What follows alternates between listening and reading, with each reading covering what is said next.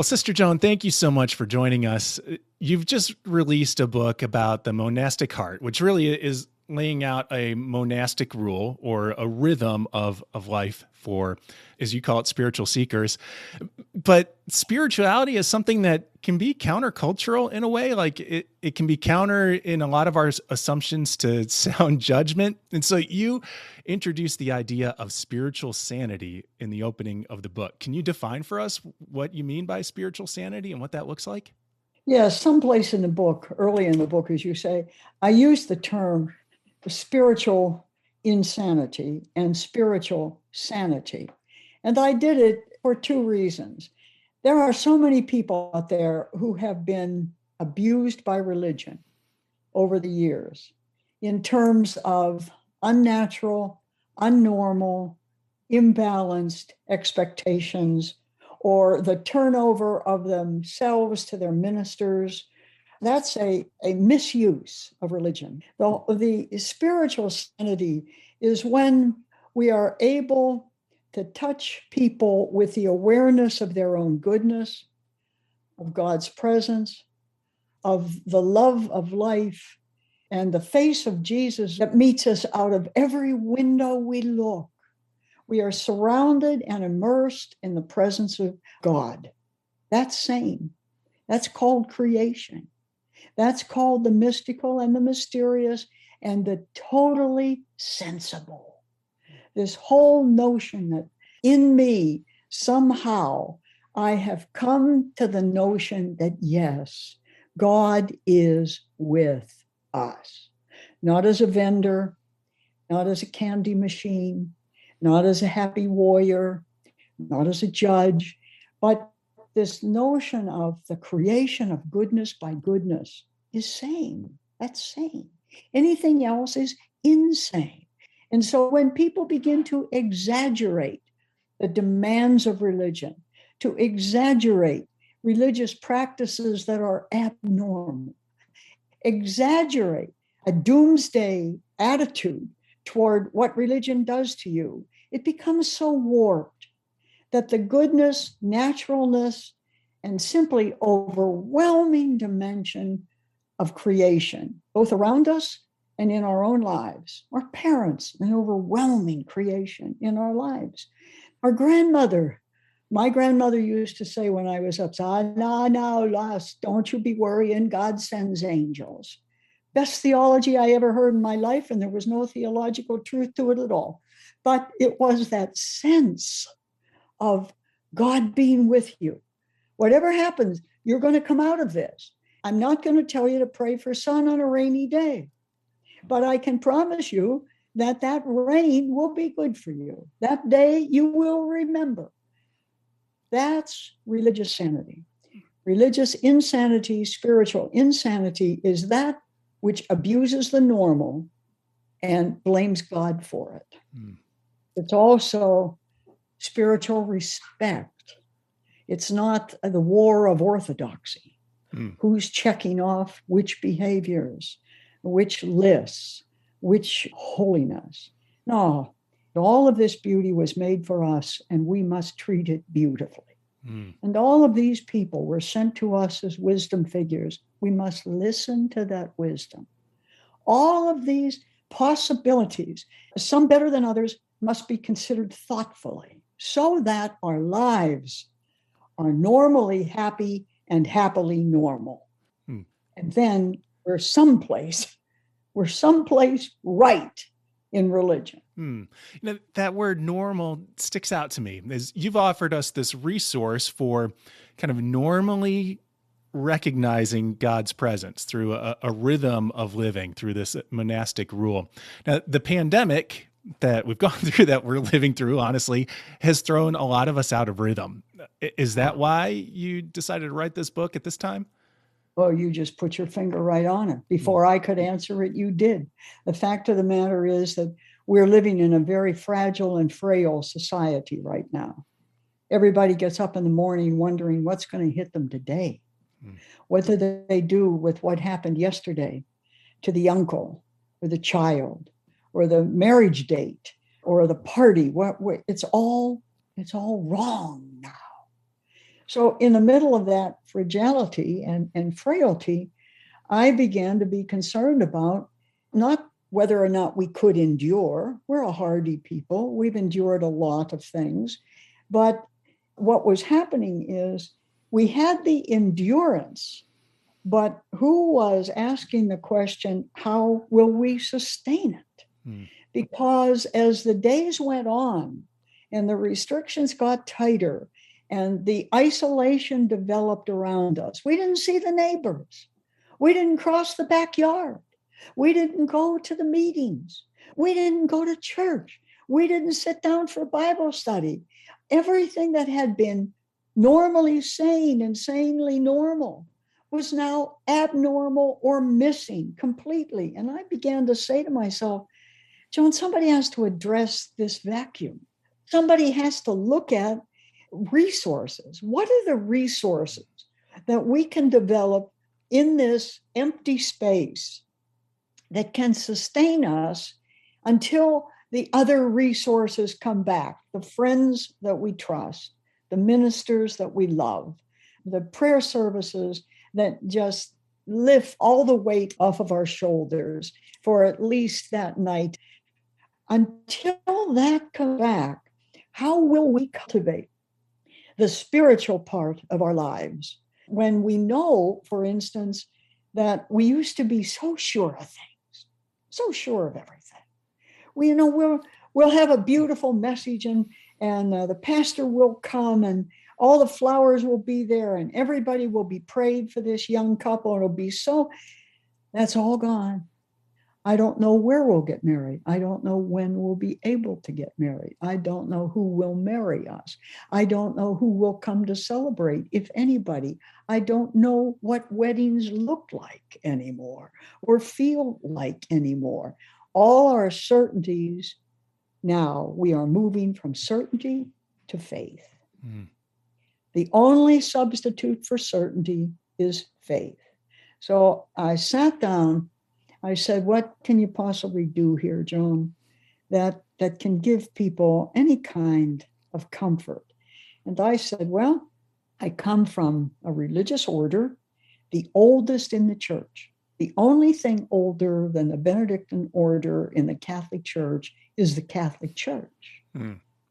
So here we were in the late 5th, early 6th century, in a period not unlike this one. Great corruption in government, overtaxation, complete loss of concern for people, failing institutions everywhere, insane government attempts, the loss of the colonies, the breakdown of the legions. It was a society crumbling right over our heads. If you happen to recognize that, it's not my fault.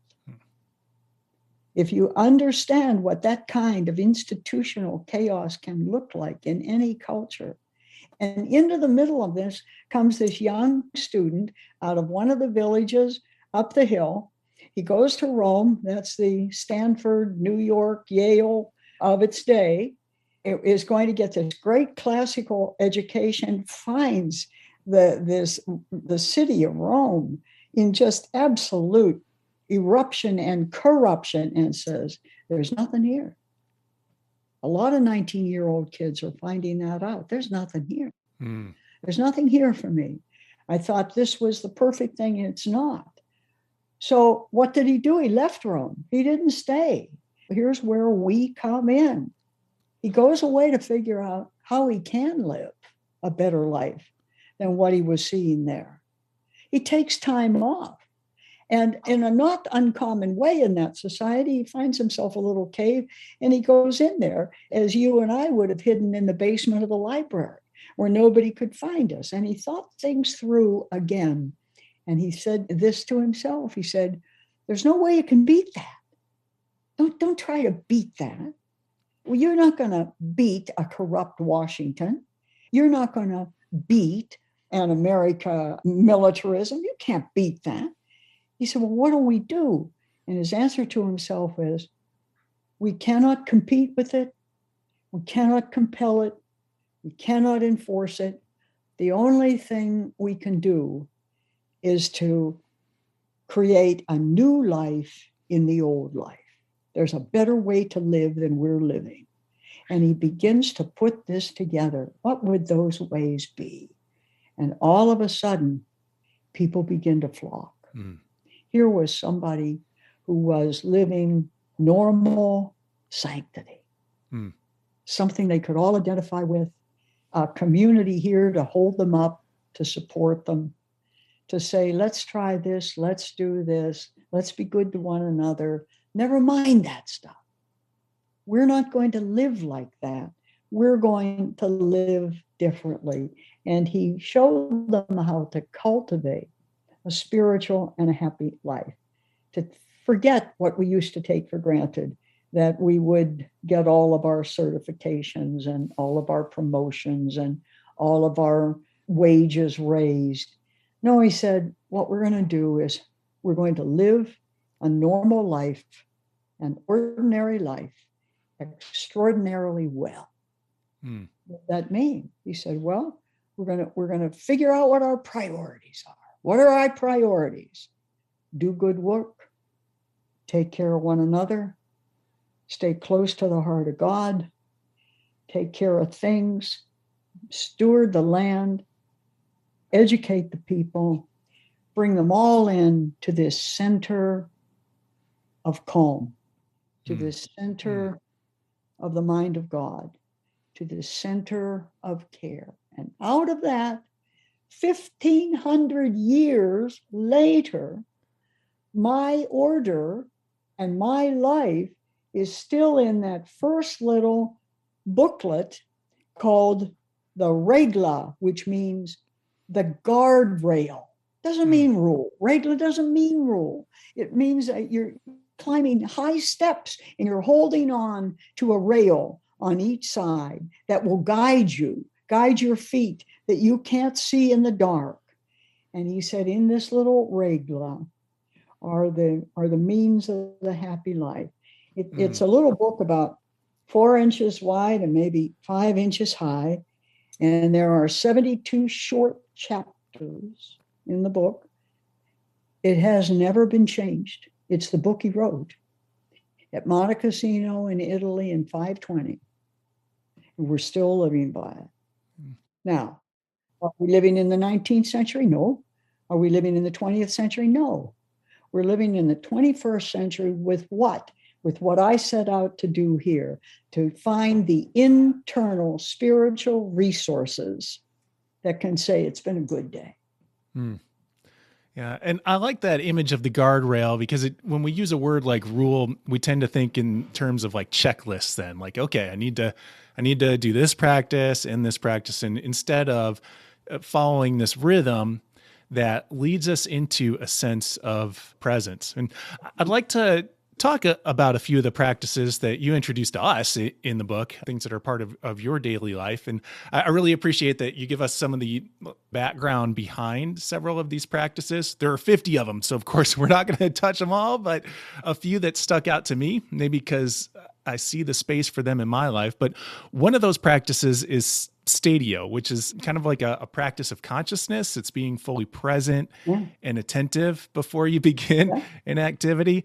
It struck me because so often I'm prone to go quickly from one task to the next without much transition. Sometimes I go from one task to the next without fully completing a task before I'm done. So what are some ways that you have seen or that you can offer as suggestions for practicing statio in daily life? Yes, you've picked one of my absolutely favorite presentations here, Ryan, because it's a Latin word for us. We call it statio, but it is exactly what you said. It's a place where you stop. It's that moment of consciousness about where I am. That's statio.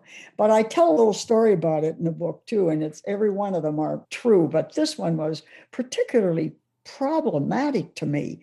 We went into the novitiate. It gave us our little black dresses and capes that we wore in those days. And they told us about how the day is divided in a monastery. And then they said, prayer is at 5 o'clock. You must all be there by 5 to 5. What'd you say? You said it's at 5 o'clock, didn't you? Yes, sister, it's at 5 o'clock. Then why am I going at 5 to 5? I'll get there at 5. No, absolutely not. You collect yourself. You stop what you are doing in A and you go to B and you sit there for 5 minutes and you say, you take a deep breath. I'm not going to remember the lesson that I was getting ready before I came.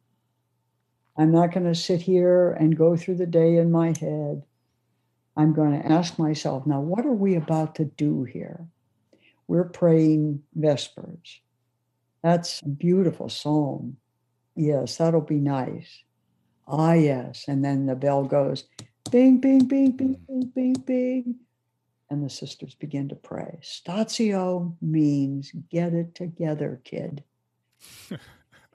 It asks you to be where you are and not to be so flustered. I always say, I spend my life typing on the keyboard while 3 people are asking me 3 different questions from 3 different positions in the same room. Now, that's not statio. That's not concentration. That's the shattering of internal serenity. And that's one of the resources we have to develop in this period of a broken down society. Our regular life is gone, and something has to fill it that gives us a sense of peace and calm rather than fear. So statio is the thing that tells you to concentrate on what you're doing, to concentrate on it very well, to pursue it with new depth, and to use it when supper is at 6 and you go to 5-2 and you just kind of wait for somebody to yell, we're ready. You've given yourself a little piece of insight and a little piece of calm instead of racing through the front door, throwing down the bag, ripping off the coat and sliding into a chair. It's a huge difference on the soul. You may get the same meal and you may like it every bit as much, but I can tell you this much, that meal is not doing anything for your soul. So statio is a very big thing in the Benedictine tradition. Well, tell us about practices of the choir, this idea that, we're not necessarily a singing group, but we are a collection of voices. How do you find people integrating that practice right now? Well, of course, in a monastery, you are doing it daily and 3 times a day, actually. But in a person's life, the notion of the choir is that with other people or with a good book or by listening to the news, but very thoughtfully, you begin to ask yourself when you see the headlines, what is the will of God for the world today? What does God wish I was seeing on this television? What does God want me to do to promote that? The choir is the monastic prayer groups, A on one side of the chapel, B on the other. We each have the psalm book in our hand.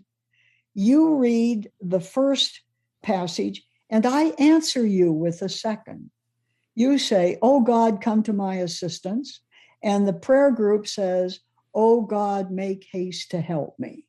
So that what we're doing here is we are talking to one another about the pain of people through time, because that's all the Psalms are. The Psalms are poems that are telling you what people were going through. They're highly emotional and they're very, very specific. So when you say to yourself, this is a group that is lifting up not just to God, but to one another. Pay attention to this poverty. These people here are in great pain.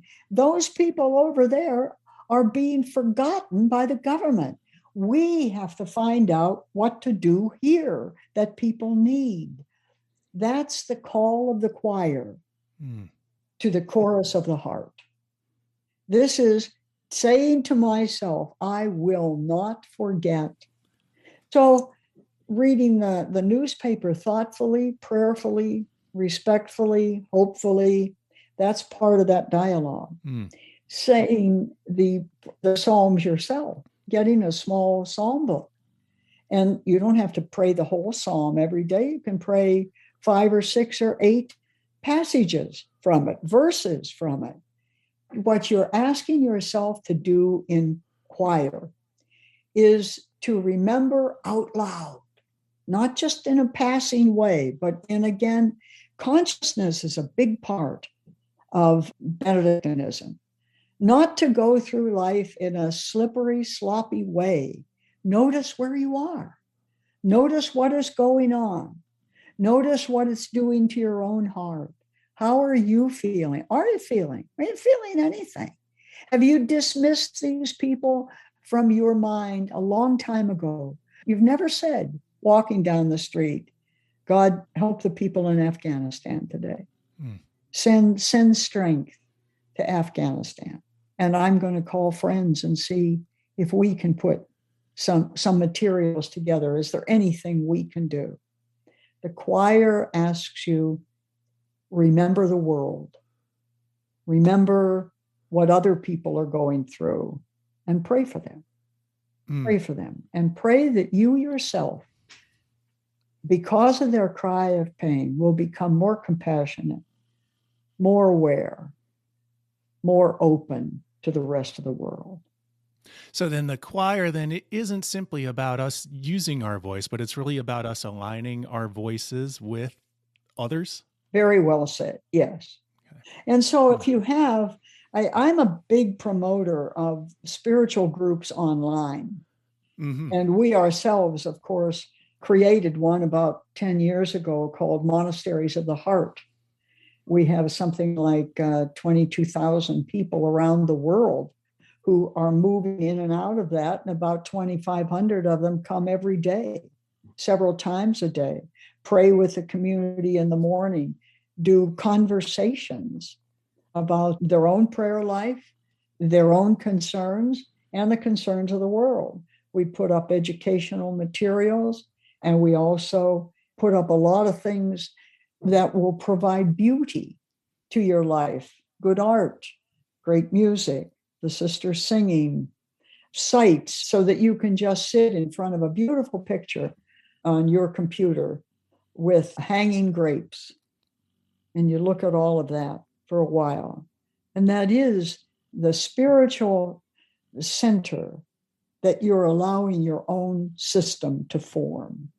So that on the bad day, when everything's crushed, when there's nothing there, when the leaves are gone, you remember that the grapes will return.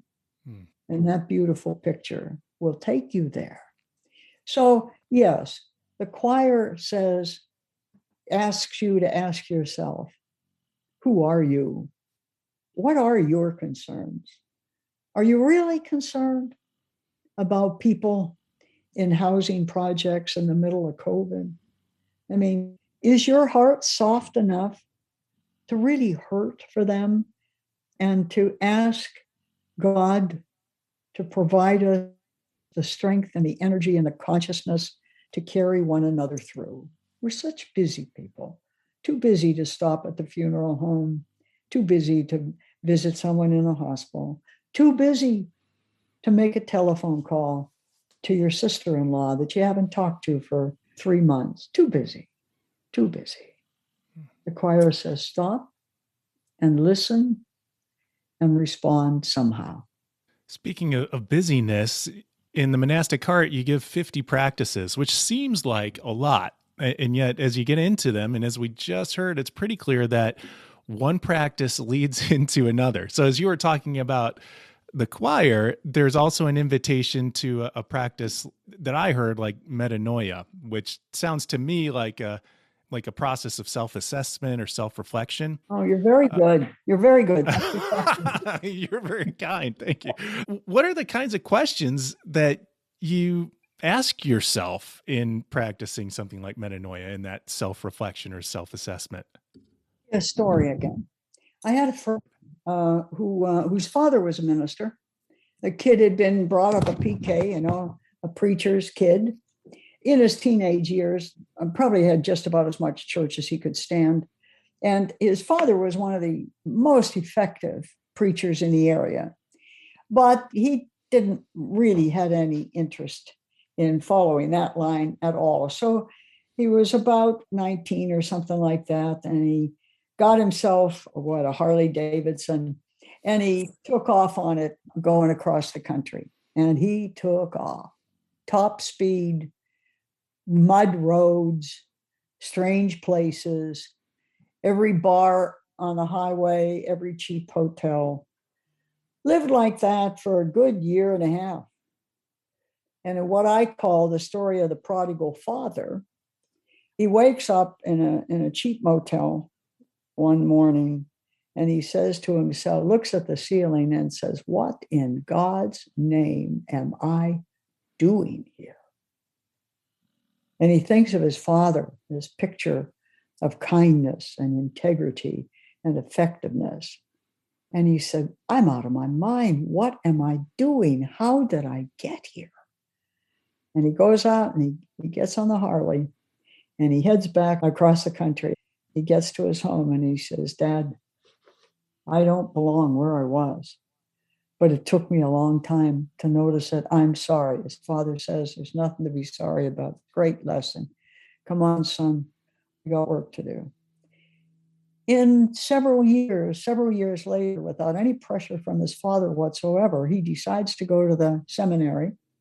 He goes to the seminary as a pastorate for a while, decides that that's really not his best gift, working individually with individuals. And so he suddenly decides that, or realizes that he has a great gift in teaching, in preaching, in bringing ideas together, and in helping people think through religion and their religion. And he becomes a foremost producer of religious materials for small churches in half of the country. Now, what were we talking about? We're talking about metanoia. Why? What is metanoia? It is the commitment to commit yourself to your own spiritual transformation. That's what it is. My spirit turns inside out. It is a very, very profound moment in life. We used to call them what? Midlife crises? Right. Everybody has one. Everybody, someplace along the line, in a split second or 5 years of pain, examine where they are and say, is this where I want to be? And if I did want to be it for some time, do I still want to be it? And is it where I should be? That's spiritual transformation. And it's very deep-seated. It says, take off your mask. Not the one thing for COVID, but it is an absolute marvelous parallel. It says, put down the pretenses.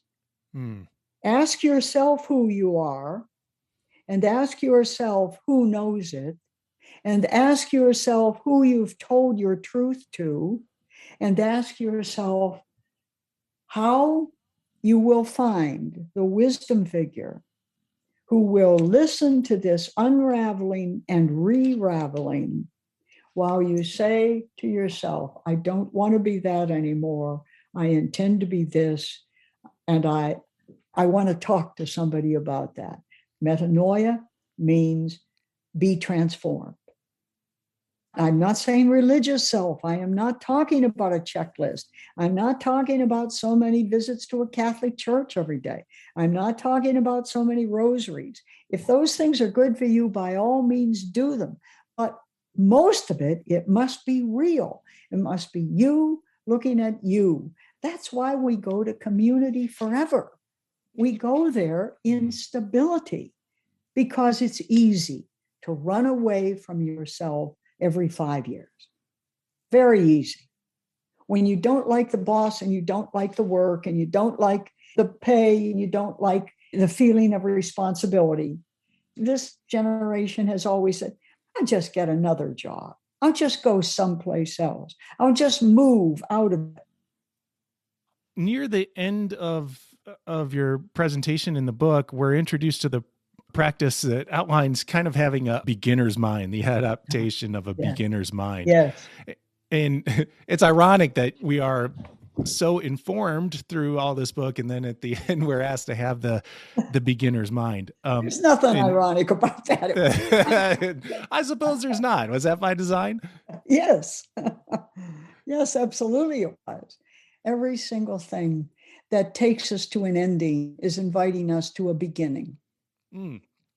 And so the whole notion of the beginner's mind, which incidentally is a very Asian concept, a great depth of understanding about newness and possibility, being the call to the fullness of ourselves. You know, how many times you've heard people say, yeah, we're moving out of Pennsylvania, and where are you going? Oh, we're going to Maine. Oh, that's a beautiful place, isn't it? Well, it may be, but I don't know why we're going. We can just as well stay here. Mm. What are you afraid of? Well, you know, we don't have friends there, and we don't know the neighborhood, and it's a new job for both of us. And I don't know. I just wish we could say we're not going. The person with the beginner's mind says, there's going to be a lot of new things here and a lot of possibilities that, knowing me, I probably don't want to take. This little rule for beginners, the beginner's mind. Remember, at the end of this ancient rule, what does this great man say? This is, dear friends, this is nothing but a little rule for beginners. Mm-hmm. Every day of your life, you are being confronted with a spiritual oldness. You're frozen in place spiritually. And the beginner's mind says, I can't allow these absolutes and these chains and my past assumption. Today is a new day. It's not simply another day. Today, there is something that is going to give me the opportunity to really feel full of life. And today is an opportunity for me to work through some very dark feelings with some people, and I hope we can do it well. Today is a new day, and it's a good day. The beginner's mind says nothing is frozen in time, nothing. And in this nothingness is possibility, and in this possibility is growth, and in that growth is God's will for me. How do you cultivate that mindset? Well, you have to step over the lintel every once in a while and do something new. You know, hey, Ryan, you know, let's go bowling tonight. They say it's really, oh, no, I'm not going bowling. I couldn't do that. Well, come and watch it. I wouldn't be any good. Yeah. It wouldn't be any good. That's right. Now, those are so small. That's mundane. But then imagine, let's take a real one. The people who move in next door to me are Muslim. They're our neighbors. I've never known Muslims. And furthermore, I'm a little afraid of them. I don't like the clothes. I don't know anything about what they've learned. Are they coming here with another law? The person with a beginner's mind does a frittata, takes the wife and kid with some toys, walks across the hall and knocks on the door and says, hi. My name is Brian. This is my son, my wife. I work over here. We'd love to have you for dinner sometime. Would you be willing to come? Are there any dietary problems? You'd like to come? How wonderful. How about next Tuesday? And all of a sudden, you're in a whole new world, and God is in that world waiting for you there. And you will, I don't know what you'll learn. Maybe when this is all over, you'll be very troubled by it. And so imagine the thinking and learning and loving and opening that you can do. God is with us if we let God in, if we go where God can be for us, but has never been before. The spiritual life is not the withdrawal from life. It's the love of life and the complete commitment to the notion that in this darkness, God is my light. God will get me through this. That's what God is. God is my support. God is my companion. God is my beacon. God is my light. God is not making up problems for me. God is not punishing me with cancer. God is there to companion me through all those things. God isn't throwing barriers in front of every step I take. Those barriers are on that road because that road throws up barriers. But God will help me through it. And God will help me fix it. God has created for me every single thing I need to get through life and is present with me whether I know it or not. And so I can, certainly with some fear, certainly with a lot of hesitation, I can take that next step because I have left certainties and gone to the need for faith at this period in my life. Faith. And I believe that God is with me, calling me on, and will get me there however many times I fall. That's my spirituality. That's a benediction right there. I think that we have been challenged to go out and meet the world and God's presence within it. So, Sister Joan, thank you so much for offering that witness to us and for spending this time with us. I really appreciate it.